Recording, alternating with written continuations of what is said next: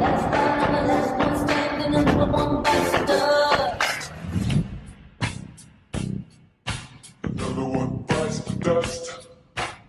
what's up guys, it's the real N-I-A to the N-I-C-O-L-E here today, and we are going to be watching rappers who fell off by hip-hop content.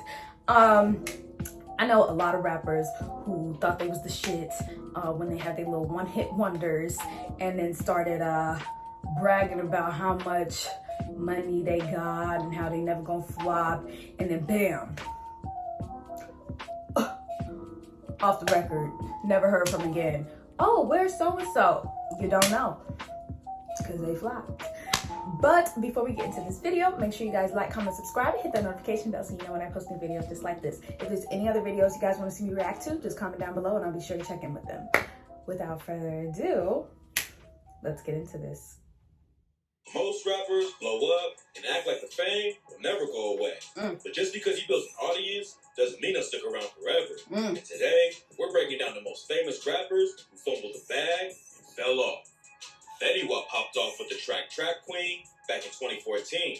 The song went super viral, and Fetty proved he wasn't just a one-hit wonder when his first album debuted at #1 on the Billboard 200. In 2016, Fetty was nominated for 2 Grammys and was on fire. But then, he just fell off out of nowhere. He dropped a few singles and mixtape projects over the next few years, but nothing that really picked up any momentum. He got into some legal issues that slowed him down too. And by the time he dropped his second album last year, the industry had pretty much forgotten about him. Fetty told Fat Joe during an interview, the people I had around me wasn't experienced. You know what I mean? Like, nobody was experienced, honestly. I mean, you know how it go. You feel me? In the process, I'm trying to figure out, like, all right, why this going on, why that's going on. You know what I mean? Like, and then, you know, the finance part, like, yo, like, what's up with this, what's up with that? Fetty was signed to RGF Records and 300 Entertainment. But according to him, they didn't even help put together his tours. Becoming one of the hottest new rappers in the game overnight can be amazing. But all the stress got to Fetty, and he said, I kind of, in a sense, I kind of got, like, depressed in a sense. You feel me? Like, if I'm front man, why nobody backing me? Fetty's situation only got worse last year after he got hit with a Fed case for moving weight. He pleaded guilty to the charges back in August, and now he's facing a minimum 5-year sentence. Hopefully, the judge goes easy on Fetty and he can get back to the grind. But it's not a good sign for his career if he's having to push weight because his music isn't bringing in money like it used to. Back in 2018... And it's crazy because Fetty Wap actually had good music. It's not like he was one of those rappers that was just like, oh, okay, next. You know, like, he was one of those rappers that I actually like some of his music, and his music was catchy, and I was fucking with it. So yeah, that's a shame. 6ix9ine was one of the hottest artists in the game. He was making headlines almost every day for trolling other rappers, and his music was racking up crazy amounts of views. 2 of his videos from that year have over 1 billion plays on YouTube, and 6ix9ine was already linking up with huge artists like Nicki Minaj. But right when it looked like 6ix9ine was going to take over the game completely, he got hit with a RICO case targeting the 9 Trey gangsters.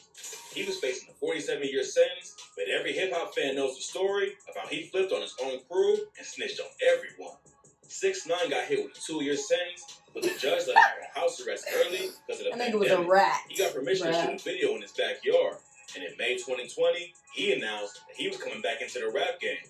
He dropped the track Gooba and racked up over 800 million views. Then he followed it up with another collab with Nicki. Their track Trolls debuted at #1 on the Hot 100, which was 6ix9ine's first time topping the charts. It looked like he really beat the odds and was going to be as hot as before. But then 6ix9ine broke another record. Trolls popped off quick, but it fell off even faster. The second week it was out, the song dropped to #34 and broke the record for biggest drop from #1 in history. His third track back in the game debuted at #99 and fell off just a week later, and his fourth single didn't even hit the charts. 6ix9ine wasn't holding people's attention anymore, and apparently... And I only like Trolls because it had Nicki Minaj in it, and she kind of made it better. Like, let's be honest. If we're being 100% honest, her, like, when she stepped in, she made it 100 times better. And let's not cap on that. It was taking a hit on his bank account. 6ix9ine was facing a civil suit over an armed robbery he was allegedly involved in back in 2018. But he told the judge he couldn't afford to pay the victims. He said, "Right now, I'm struggling to make ends meet. I do not know if I will ever command the kind of advances I was paid before my arrest, and my career stalled." His manager, Whack 100, backed up the claim that 6ix9ine is broke on a Clubhouse call. He said, "Yeah, he broke as a mother. 6ix9ine ain't got nothing. Man, go over there doing bad, bro. I had to send in $20 for some gas. You know, Damn. That's why we was telling the people ain't nothing we can really do for you right now. Because, bro, is terrible, man. Like, outside of court, 6ix9ine is still flexing jewelry and stacks of cash. But a lot of people think it could all be fake or loaned out. One thing's for sure, though.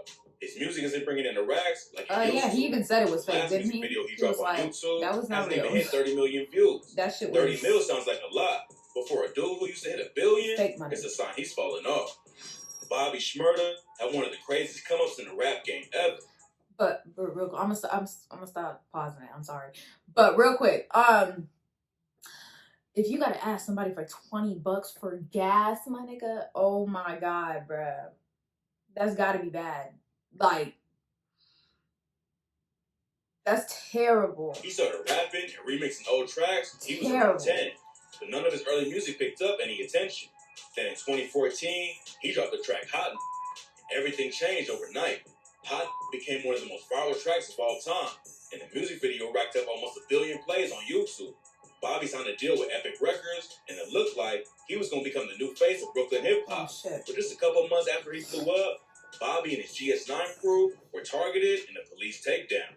At first, he was facing 25 years for conspiracy to commit murder and other charges. But in 2016, he pleaded guilty to third-degree conspiracy and weapons possession and got hit with a 7-year sentence. Bobby could have flipped like 6ix9ine and got a lighter sentence, but he kept it solid and just served the time. He got a lot of respect from fans and other artists for it, but his career still got put on hold for 5 years. And when he finally got released, fans couldn't wait for Shmurda to take over again. But the comeback didn't go like it was supposed to. Instead of dropping a first day out track like fans wanted, Bobby left him waiting even longer. He finally dropped his No Time to Sleep freestyle a few months after getting released, and it quickly racked up a few million plays on YouTube. Fans thought he was going to go right back to the level he was at in 2014. That's not how it turned out. Apparently, there were label issues going on behind the scenes, and in February, he had the situation out on social media. He wrote, "I got a 70-year-old lady running my label, and I love her dearly, but she doesn't want to let me go at all. No matter what I do, I've been signed to them since I was 19. I did 6 years in jail trying to get off this label before I came home. You name one person in the industry, a label keeps signing in jail for 6 years. Yeah, I know. I made them more millions than they ever gave me. Just let me go." Epic finally released him from his contract back in March, and Bobby was ready to be fully independent and drop a new album. But when the record finally came out, it was clear that most of his fans had already moved on. He dropped the album Bad Boy in August, and none of the tracks even hit 1 million plays on Spotify. Damn. Right now, it looks like the game has left Bobby behind. He went into prison as one of the hottest artists in the world, but by the time he came out, the hype just wasn't the same. Because a lot of more artists started coming out into the game.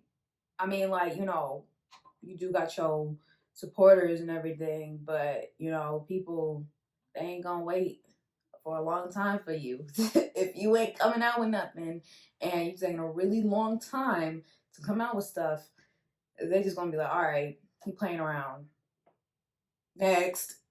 That's the truth, though. That's how it be. That is how it is. Off with the track Differences in 2012. And over the next couple of years, he was on some of the hottest tracks in the game. His song Lifestyle with Young Thug was a massive hit. And Quan hopped on YG's track, My N***, and racked up over 250 million plays on Spotify alone. Quan was going crazy viral for a few years. But then, he killed his own momentum and refused to drop any music at all in 2016. He was in a bad label deal and wasn't stacking his racks up like he should have been. But deciding to quit while he was at the top turned out to be a huge mistake. When Quan came back in 2017, the game had already moved on. He dropped some more projects and singles, but nothing popped off like his earlier music. Back in March, he announced that he was launching a new label and signing a new management deal with Stronger Together. It seemed like he was making all the right moves to get his career back on track. but only 4 tracks on his latest project hit over 100K streams, and none of them broke a million. Back in July, a video showed Quan rocking his set to a big crowd in Atlanta, so obviously he still has some love in his hometown. But outside the city, it looks like Quan is falling off the radar. In 2014, it was almost impossible to go anywhere without hearing the Iggy Azalea track. She popped off with the track Work, and then took everything to the next level when Fancy dropped. It hit number 1 on the Billboard Hot 100, and on the same day, her collab with Ariana Grande, Problem, hit number 2. Iggy became the second person in history to have songs at number 1 and number 2 at the same time. Almost overnight, she had gone from nothing to becoming a certified superstar. Everything she dropped was racking up millions of views, and Iggy had reached the top of the game in record time. But as soon as the success hit, it started to fall apart.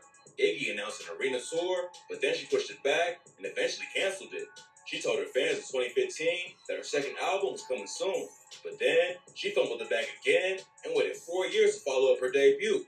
Then in 2021, Iggy announced she was taking a break after she got dragged online for blackfishing. When she dropped the music video for I Am the Strip Club, people all over social media accused her of trying to look black.